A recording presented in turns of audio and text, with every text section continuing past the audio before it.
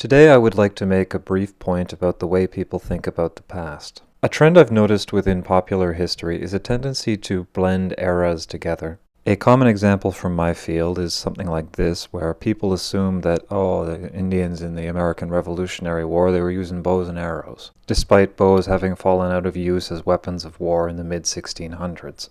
In short, people neglect how things change with the passage of time. Sometimes this blending of eras is understandable. There isn't enough archaeological evidence to understand every period completely, so sometimes we have to take guesswork from other periods. It is what it is. The presence of a valid causal explanation for a practice does not automatically render that practice correct.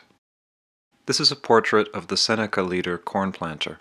I want you to take a look at his ears. His left ear has had the lobe pierced with a knife and then stretched out, with the upper portion hollowed. His right ear has just been hacked to shreds.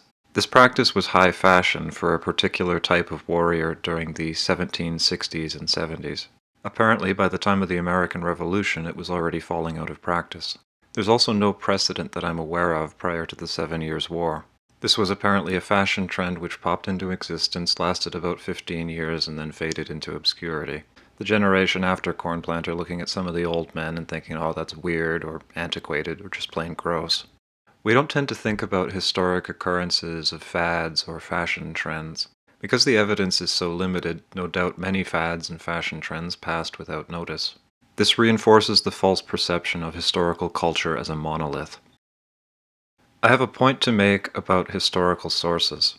Namely, that in addition to their perspective being strictly limited and not entirely accurate, in addition to issues like the observer effect and related phenomenon, their perception only applies to the period in which they lived.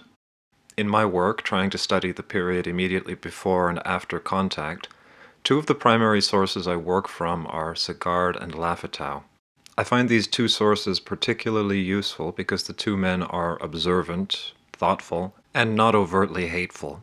Lafitau in particular is enthusiastically curious about his subject matter. But Lafitau was writing in the early 1700s. He did not directly experience the pre-contact world in any way, shape, or form.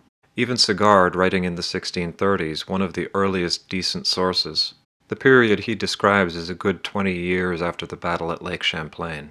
Even Champlain himself, the first good source of the period, he's writing a good 30 years after the foundation of the first English colonies. He's writing a good 50 years after Cartier.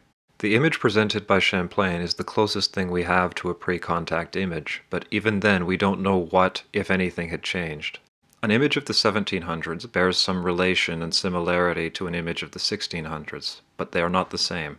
An image of 1630 bears some similarities and relations to an image of 1613, but they are not the same.